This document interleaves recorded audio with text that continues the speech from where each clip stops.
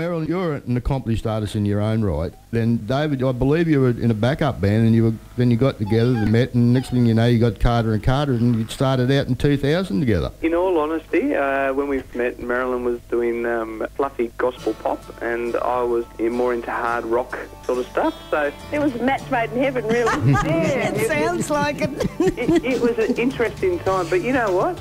We sort of found that there were commonalities, and we found them in country music. We're really happy about it because it's meant that we're able to be just who we are. We don't have to put on a front for anyone. When we get up on stage, you pretty much see exactly who we are. And how did you get it together from heavy rock to gospel into country? How did you discover that you both like country? Well, it was through our songwriting, actually, because we were writing together, and not really for any project. We just started songwriting together. David obviously had been writing on his own. I'd been writing on my own. We decided to write together, and we started getting our songs out there. And it was a strange mix. You can imagine those two ends of the scale.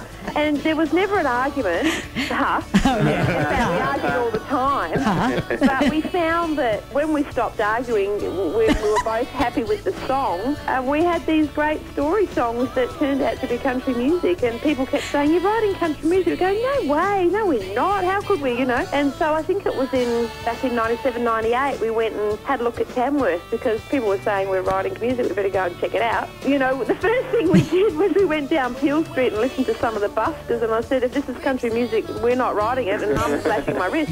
By the end of the week, we saw some terrific artists, and, you know, I could name them. I remember seeing Troy, we saw Lee, we saw Becky, a whole pile of others. We just loved it, and you know, went to the Golden Guitar Awards, and we said, well, this is the kind of music we love to write, and let's hope we're standing up there one day. And fortunately for us, we've been up there a couple of times, the stage at the Golden Guitars. People think we're brother and sister because our harmonies work so well together, and I don't know, it was just one of those matches, I think, that had to happen, and we're just lucky. What do you mean a couple of times? Look, I'm just looking at the whole list of awards and everything else that you've won. I think you've won more in the 10 odd years that you've been going, or 9 years, isn't it? Yeah, 9 years, than many people have been out there doing country for 20 years. I think we were just very fortunate that we hit a chord with people around Australia. Either that or you got plenty of money. I was just going to say, I wish they all came with a cash prize, but that's not the way. You know, the Golden Guitars don't come with any cash, and they're not really gold. I was going to ask, and what they're are so they? small. But it's very nice sitting on my shelf, I can tell you that. Oh, your shelf. I actually met the guy that made them up in Tamworth, and he takes so much time and so much care when he makes them. It's nice to know that they're trophies that are made with a lot of love. And what are they actually made out of, David? Did you ever find out? It's actually brass. They're brass, they're moulded, and then he puts together the little block that they go on, and I think it's a cedar block. Yeah, beautiful. And but he just spends, like, he gets them all and he engraves them and everything like that. And it was just lovely to meet them. They saw us somewhere and they wanted us to come around for a bite to eat. And that's the other thing that I love about country music, is that people just invite you around for a bite to eat. Our Golden Guitar's a bit beat up because we carried it around for 6 months. We didn't want to put it down. We got some very weird looks at the airport. Oh, I bet the beeper went off. I tell you what, though, I did like the picture of your cake of the Golden Guitar. Now, what's that story? I know all this stuff. This is very, very good research here. Yeah, tell us. Well, They had a nice big cake made in the shape of a guitar. We did. Did you eat it? Probably. We did. We actually had a party when we got home, because, you know, winning the Golden Guitar, particularly for an independent act, is a very big thing. We may never ever get the chance to do that again, so our family came along and threw us a big party. We were really fortunate too, because my folks didn't always come up to, and our girls haven't always come up to Tamworth, but that year that we actually won, they were all there, including Marilyn's brother had even come up, and it was just happened to be that was the year that, you know. Now, look, I see you've got 4 albums now to your credit and 8 #1 country hits. 8 #1s.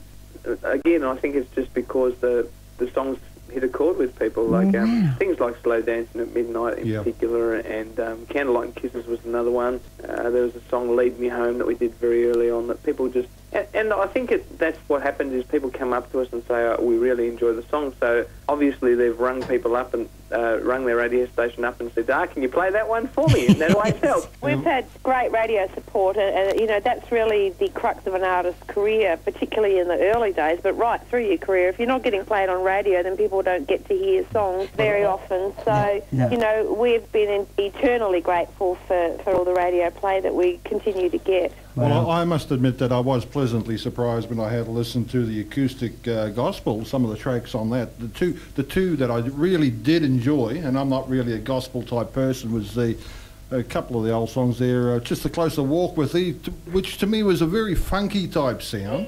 Yep. And also the old Rugged Cross.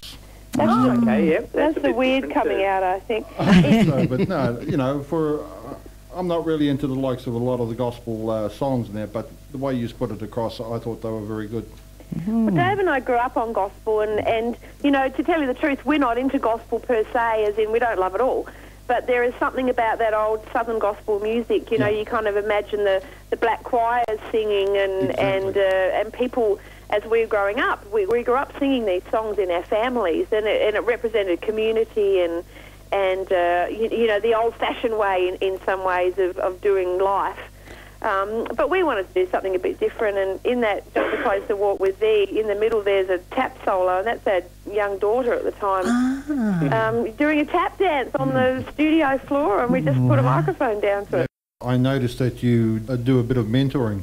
Yeah, we do. When we first started out, we found it difficult to get answers a lot about what to do next in the industry to be able to get ahead or to get onto festivals and things like that. So when we got to a position that we were able to tell other people what we did that was wrong and what we did that was right, we set up a thing to try and help people achieve what they wanted to achieve. And that doesn't necessarily mean becoming a superstar, because that's a long way off sort of thing. That's maybe one in every 10,000 people or 100,000 people gets to do that. But that's about realising your dreams through music. For some people, music can be just that sort of thing where they just want to be able to go out and play each Friday or Saturday night. Or so for some people, it's just they'd like to be able to earn a living off their music. There's different ways of going about that, and we just try and give them some direction or get them started, and if they've got questions, just be able to give them some answers so they can go away and work on it. And you do this regularly, do you? Yeah, well, I've actually been teaching tonight. That's why I'm racing in the door at 9:15 at night. I've taught all afternoon. And I do, on Thursdays, I do that at an amateur level. So these are people who, most of them will never make a career out of music, but they want to sing, at the end of year concert, and they want to sing at the birthday party, and they want to go to the nursing home and sing, and, those kind of things. So we do that right through to people who are really getting on with their career and making a profession out of it. And I love it. I extend that too. I do a lot of work with women.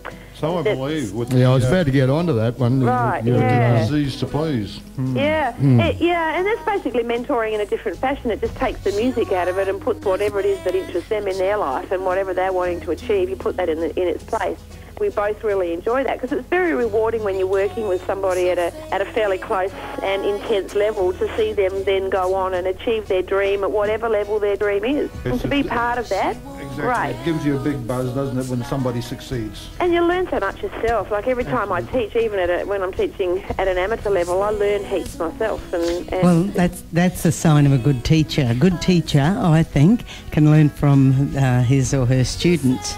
And yes, that certainly does happen. Well, the quickest way to learn, Leslie, is to teach somebody. And I also think that one of the things that we've come to realise doing music so long is music is so much part of people's souls. Yes. It brings people together. It's a way of communicating. If you don't really understand someone else, a song can often be a good way, or music can be a good way of communicating. And so I think it's really important that everyone has a little bit of music in their life. So hopefully that's the sort of thing that we can impart to people when they're coming along for those sort of things. Fantastic.